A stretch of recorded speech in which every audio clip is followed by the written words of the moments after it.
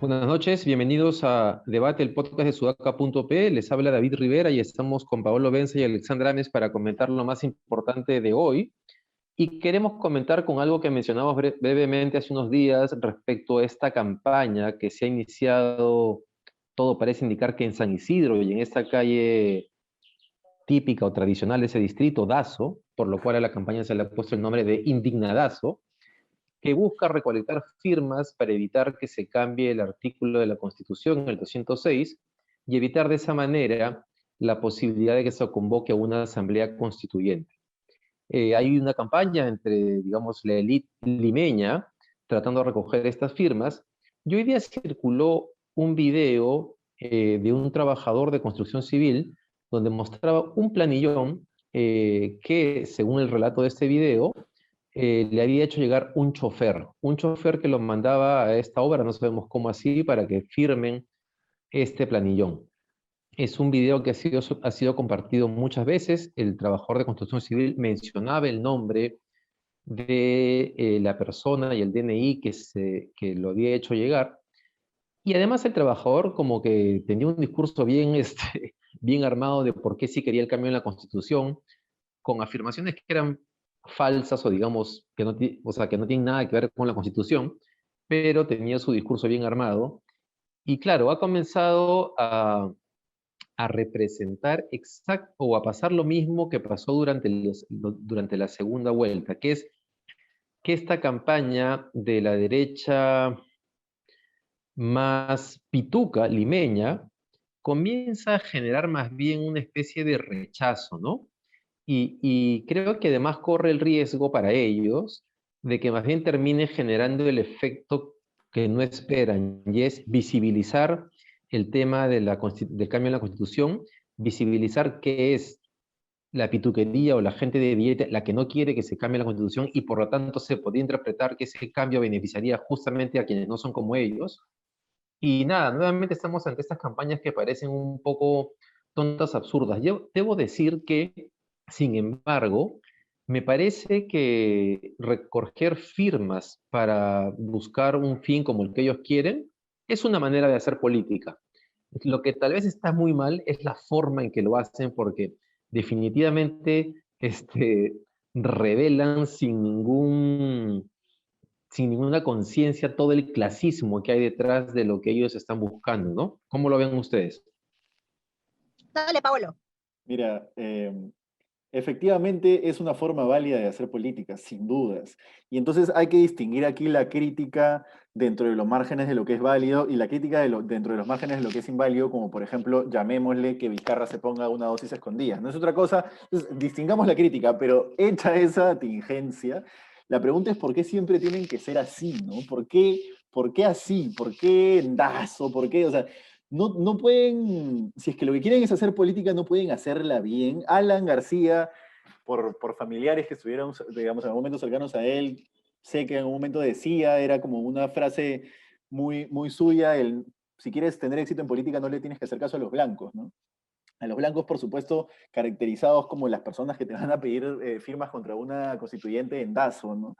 Y yo creo que es un poco así, realmente están un poco perdidos sobre lo que es hacer política. Vamos a ver si el pedido prospera, porque claro, quizás eh, realmente el Perú no quiere una constituyente, entonces realmente quizás recolecten la cantidad de firmas necesarias, pero esa forma de iniciar por lo menos es risible, ¿no? Y lo otro importante, yo tampoco quiero una constituyente, ojo, y probablemente si es que se materializara una iniciativa de esas, estaría incluso, o pensaría en firmar, porque no hay una constituyente, yo no quisiera una constituyente, pero ni siquiera la han propuesto, no ha asumido el gobierno, o sea, por lo menos esperen a que se pinte el ajedrez político, ¿no? Y lo otro importante es que creo que esto ya va pintando la cancha de lo que van a hacer estos 5 años de gobierno. Lo que van a hacer estos 5 años de gobierno va a ser algo parecido, aunque no igual, porque es otro país, pero parecido a lo que pasó en Bolivia, con el gobierno de Evo Morales, en términos digamos, las clases altas blancas indignándose por cosas y creo que, y esperaría, digamos, la respuesta de lo que Castillo llama el pueblo, que es una entelequia, digamos, una respuesta muy organizada, ¿no? Por ejemplo, un ejemplo de esto es testimonio de un primo que vive allá. Cuando asumió Evo Morales empezaron actos de racismo de la élite que vive en la zona sur de La Paz, ¿no? Y hay un centro comercial en la zona sur, y uno de los actos de racismo fue tomar foto a una persona, a un grupo de personas que había hecho hacer lo que ellos llaman aptapi, que es una especie de picnic al mall o cerca del mall de la zona sur. En respuesta, lo que se organizó en La Paz fue un aptapi masivo en el mall de la zona sur. O sea, no fue una protesta en redes sociales, no fue los típicos indignados de siempre, sino fue una sociedad organizada, empoderada, que se sentía además ya con capacidad para hacer eso, que creo que en Perú por lo menos yo no he visto nada similar. Esperaría que eso ocurra. Eso sería bueno para el país. Sí, yo creo que no han aprendido la lección, ¿no? Porque cuando yo aposté con ustedes el Chifa respecto a que Keiko ganaba, que fue más o menos 20 días antes de la elección, yo creía que Keiko tenía posibilidades porque tenía de alguna manera un mejor manejo político en los debates, en los discursos, podía presentar un mejor equipo técnico que pueda generar más confianza. Castillo no tenía nada de eso, ¿no? Pero 10 días después, justamente, cuando empiezan estos hashtags de saca a tu amiga Pituca y no vamos a permitir que nos gobierne esta gente, con esas formas que han tenido, es que se han ganado justamente el rechazo de gente que o que pensaba votar por Keiko Fujimori para defender el modelo y que dijo, yo no quiero ser parte de esto, Sí. o que pensaba votar viciado y de la cólera dijo, ¿saben qué?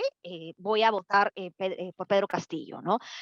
Entonces, están haciendo lo mismo. Ahora me da la sensación que están haciendo lo mismo ahora y que genera justamente el efecto contrario. Ahora, viene de esta élite blanca, digamos, que no quiere perder este privilegio, que también está irradiando, digamos, o contaminando, influyendo en los otros sectores clase medieros, digamos, al menos yo vivo en San Borja y tengo un grupo de Facebook en San Borja, y hoy día he visto que se están organizando para recolectar firmas también en unos parques, ¿no? Entonces, vamos a tener bastante movimiento ciudadano, lo cual me parece genial, pero lo que me da mucha pena es que tenemos este movimiento ciudadano de estar a favor o en contra de un referéndum o de un cambio constitucional o de firmar, digamos, un cambio constitucional sin tener la más mínima idea de lo que hay detrás de eso. Creo que este nivel de involucramiento ciudadano debería justamente ser la excusa perfecta para generar espacios de información y de debate acerca de la importancia o no de cambiar de manera total o parcial la Constitución, y eso no se está dando. Vamos a tener lo mismo que el referéndum pasado, en donde votamos sí, sí, no, no, como decía el dinosaurio, ¿no? En vez de generar este movimiento de reflexión alrededor de lo que implica cambiar o no una Constitución de manera parcial o total, ¿no?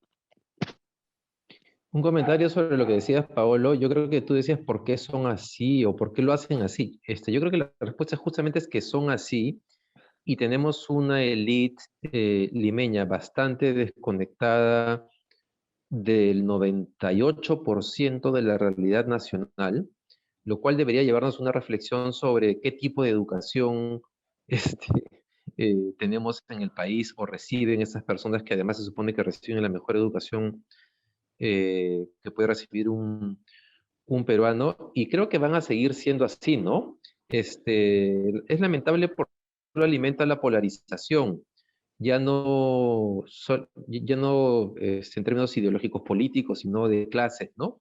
Sí. Entonces la polarización se alimenta no solo porque hay un grupo radical en Perú Libre que cree en la lucha de clases, sino porque lamentablemente, a pesar de que a la derecha peruana le molesta que alguien piense en lucha de clases, ellos se comportan en esos términos también. Digamos, no les gusta el discurso, pero actúan exactamente así, actúan en una lógica de confrontación de lucha de clases. Y una muestra de eso, que es el segundo tema que queremos conversar relacionado con es que hay estas imágenes y quejas de supuestos ronderos en diferentes Sí. partes de Lima que comienzan a ser vistos como sospechosos por San Isidro, por la gente que vive en San Isidro y Miraflores. Ojo que esto lo he confirmado con una persona que vive aquí en Miraflores y que los vecinos de su edificio, en particular un marino, anda compartiendo imágenes de personas que rondan el vecindario y que supuestamente serían los ronderos que han comenzado a invadir Lima, y que toman nota de casas y departamentos. Es decir, se ha instalado una noica que parece una locura, ¿no? Y hoy día, además, en otro chat que tengo con unos amigos, hay un infiltrado en un grupo de gente también así, pituca, y ahora y claro, y nos para compartiendo imágenes de su chat, de esta gente que gritaba fraude hasta hace una semana y que sigue gritando fraude, donde están convencidísimos que los ronderos están llegando a Lima para jugar el rol que han jugado los paramilitares en Venezuela, para ser la fuerza de choque del gobierno de Pedro Castillo. Ojo que todo esto es real, ¿ah? Eso no es, esto parece sacado de un libro, pero efectivamente eso está pasando. Mira, en este país, Silencio. mira, Colombia es la tierra donde nace lo real maravilloso, ¿ya? Pero yo creo que Perú es donde se ve lo real maravilloso. En este país puede pasar cualquier cosa, ¿ya? Cualquier Perdóname cosa. que te interrumpe, pero yo le digo lo real desventuroso, más bien. Ya. Lo real, aquí es lo real desventuroso, digamos. A la real maravilloso traído a la realidad, digamos. Puede pasar cualquier cosa, ¿ya? Pero no deja de darte risa cómo nacen estos mitos. Señora, ¿quién le va a expropiar la casa? Yo como recibió comentarios, no sé si serios, pero que decían cosas como, está tomando nota de qué casas están vacías para expropiarlas, luego expropiarlas, y decía, señora, por favor, ¿qué le pasa? ¿No? Igual, he leído infinidad de comentarios de personas probablemente eh, tampoco serias en Twitter adelantando un tema siguiente que decían, ay, los nuevos billetes del BCR se parecen a los bolívares. Está así urdiendo una conspiración entre Julio Velarde, Francisco Sagasti y Pedro Castillo, todos aliados con el comunismo mundial. ¿De qué me estás hablando? Ya es, no sé, en fin, es una cantidad, es una falta de sentido común, eso es, falta de sentido común. Y es racismo puro también, ¿no? También. Ves a alguien sospechoso de ser rondero, vestido como rondero. O sea, ¿qué onda? O sea, el señor estaba con una casaca que usa mi papá y un pantalón que usa mi papá. O sea, no entiendo. O sea, ¿por qué calificar, o sea, de una manera u otra? O sea, simplemente te incomoda que una persona de ese color de piel esté ahí y hoy te genera miedo porque hoy alguien como él tiene poder. Entonces, de verdad que es de loco. Ale, solamente para contextualizar eso que acabas de decir, Ale se refiere a un video que está circulando sobre una persona que parece, que no parece rondero, puede ser un No, trabajador o que sea, camina un por señor Lima, con pantalón y que es saco, o sea, con intervenido una aparentemente en casaca. San Isidro por el serenazgo y con la gente, o sea, señalándole de sospechoso por estar simplemente ahí, ¿no? No, es terrible. Y así chiquito quiero contar también una experiencia cuando yo fui gerente de participación vecinal en la municipalidad de Miraflores. Los pedidos que me hacían los vecinos eran insólitos. O sea, me pedían o me decían que por qué no pedíamos DNI a la gente que estaba en los parques sospechosa de no ser miraflorina. Y yo le decía, disculpe, ¿cómo es una persona que, o sea, cómo sospechamos que no vive en Miraflores? No entiendo. Ay, por su ropa, ¿no? Y es como, Dios mío, eso no puede ser. Y había esta diferencia entre los miraflorinos de toda la vida y los miraflorinos, los nuevos miraflorinos, ¿no? Entonces se quejaban de que venía la gente de San Juan del Urigancho y de Villa María del Triunfo de los parques a ensuciar con las heces de sus perros. Yo le decía, señora, de verdad que no creo que se vengan desde Villa María del Triunfo, desde San Juan del Urigancho, a ensuciar los parques con los perros. Esos son los mismos vecinos de Miraflores que tienen que tener más conciencia. Y me decía, no, es que esos son los nuevos miraflorinos, ¿no? Ese es otro nivel de gente. Y yo decía, discúlpeme señora, me está ofendiendo porque yo soy una nueva miraflorina. En ese momento me acababa de mudar a Miraflores. No, es que hijita, tú eres bonita, contigo es diferente. Y de verdad que me daban unas ganas de botarlos de mi oficina porque venían con cada pedido así absurdo que saquen las bancas de los parques, porque en los parques se sienta la gente que no tiene casa en Miraflores, porque los que nos cansamos de caminar en el parque nos vamos a nuestra casa y descansamos en nuestra casa. No, absurdo total. Lo complicado ahí es que hay una contraparte, ¿no? O sea, esos mensajes se emiten y esos mensajes llegan. Por ejemplo, y esto son dos ejemplos claros. cuando, y lo escribimos en Sudaca, las dos cosas, cuando Milagros Leiva terruquea por ignorancia la canción Flor de Retama, eso le da a Castillo, o sea, eso llega a Ayacucho y le da a Castillo la victoria apabullante que ganó en Ayacucho, ¿no? Apabullante, eso lo dicen las fuentes ayacuchanas que hemos consultado, ¿no? Y lo mismo ocurre con Chota, por ejemplo, cuando se empezó a terruquear a Chota, cuando se empezó a menospreciar a Chota, yo recuerdo haber ido al debate y bueno, tuvimos que guardar la, entre comillas, móvil de Sudaca, de los gases lacrimógenos que empezaron a tirar, lo guardamos en una cochera donde el señor después nos empezó a ofrecer excesivamente cosas, dentro de su amabilidad, pero en un momento él dijo algo así como, llévense, llévense, para que le digan a la gente en Lima que no, acá somos buenas personas, no somos terroristas, ¿me entiendes? Porque eso tiene una contraparte, esos mensajes llegan, ¿no? Entonces, igual con lo mismo con los ronderos, ¿no? Entonces, eso es lo jodido. Una vez yo estaba acá en una matiné de mi hijo chiquito del cole, estaba en el nido en ese momento, y en eso, eso ha sido hace como 8 años, ¿no? Entonces de pronto sale el comentario de, oye, qué chévere que el malecón, cómo se ha puesto el malecón y que venga tanta gente los domingos, ¿no? Y de pronto uno de ellos agarra y dice, sí, es bien chévere cómo está el malecón, ¿no? Pero pucha, que la gente que viene, ¿no? ¡Wow! Y fue como, diablos. Y yo le dije, más bien eso es lo que me parece paja, que los domingos el malecón de Miraflores parece el de una ciudad, ¿no? El de una urbe de verdad, yo qué sé, ¿no? Pero para él eso era terrible. Estamos fregados Sí, pues, porque, claro. porque ellos creen que el problema de la lucha de clases, entre comillas, pero no tiene que ver con el resentimiento de la gente del Ande, y no se dan cuenta que ellos son los creadores de esas divisiones sociales. Entonces, si ellos quieren que no exista la lucha de clases, tienen que comenzar rompiendo la burbuja en la que viven y en la que quieren vivir, ¿no? Si no, o sea, tienen que aguantarse nomás. Bueno, todos en realidad. Creo que tenemos que cambiar de tema, ¿no? Porque le hemos dado bastante vueltas. Queríamos comentar Sí. la reunión de Sagasti con Castillo, donde ha llamado la atención sobre todo justamente el tema de la constituyente, porque Sagasti ha contado que Pedro Castillo le preguntó qué pensaba él sobre ese tema, y que Sagasti le dijo que él creía que se debían hacer sobre todo cambios parciales a la Constitución. Yo me pregunto si es que cuando Pedro Castillo hace estas preguntas, las hace para confirmar lo que él quiere, y una vez que escucha lo que no quiere, se da media vuelta y lo deja atrás, que es lo que yo esperaría, por ejemplo, de alguien como Cerrón o como Keiko Fujimori.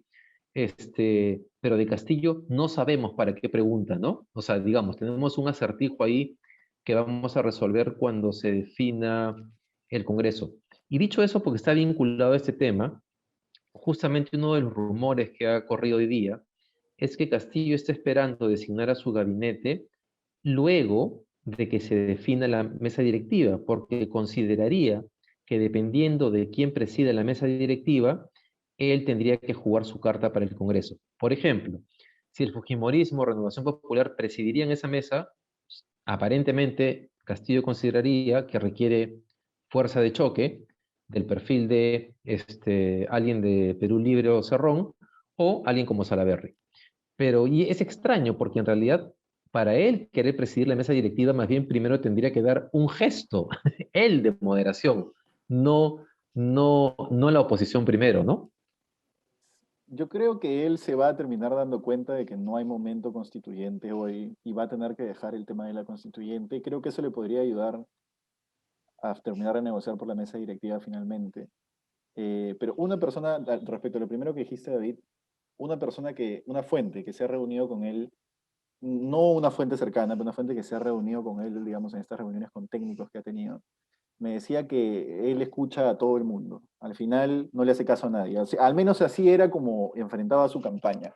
No sé cómo enfrentaría el gobierno, pero su campaña era así, escuchaba, escuchaba, escuchaba, se cagaba de risa y después tomaba él su propia decisión. Porque, ¿no? El ejemplo que contamos nosotros fue el de los resonadores magnéticos, puede ser, lo que él dijo en el debate, ¿no? Ujú. Este, que le dijeron, eso no es atención primaria, es muy caro, es muy caro, es muy caro, es muy caro, ¿no? O sea, no tiene sentido llevar un resonador magnético a cada puesto porque hay niveles de atención en salud, y eso es un consejo técnico, y al final él se mandó, ¿no? Ya, la mierda. Entonces es un poco así como él maneja ese tipo de cosas me parece. Ahora, Sagasti se le ve feliz, ¿no? Ya el hombre ya se va como el zar de la vacunación, digamos, probablemente salga con alta aprobación, habiendo cumplido una meta importante, una meta importante. Lamentablemente, yo creo que si Sagasti hubiera asumido un gobierno de transición fuera de pandemia, yo podría hoy aplaudir y decir Sagasti, bravo, que no sé qué.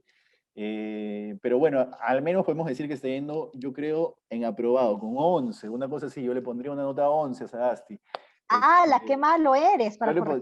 Yo no podría ponerle más a un gobierno con tal cantidad de muertes, lamentablemente. Eres súper exigente, pobre tu novia. Pero bueno, la verdad es que creo que en Perú un 11 para un presidente es bastante decir, ¿no? Y por eso, ahí está, pues David, lo que te decía en ese podcast que discutimos, ¿no? Sagasti sale, refunde el Partido Morado con el capital político que tiene, después de lo que tú calificas como un 18, y en 2 años, con una vacancia justificada de Castillo por los dinámicos del centro, asume de nuevo la presidencia, ¿no te parece?